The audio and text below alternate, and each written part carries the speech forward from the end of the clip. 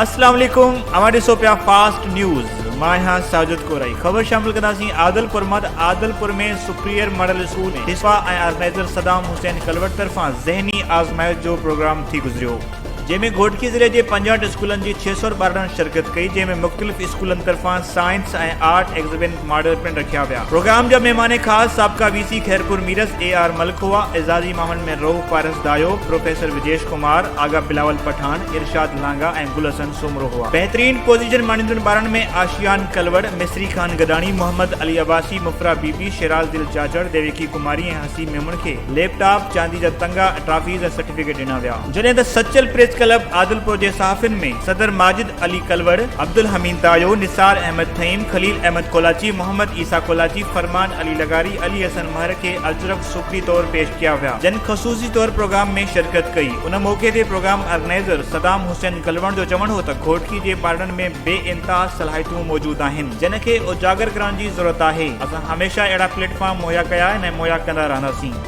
वधीक ख़बरुनि ऐं अपडेट्स लाइ संगा रहो फास्ट।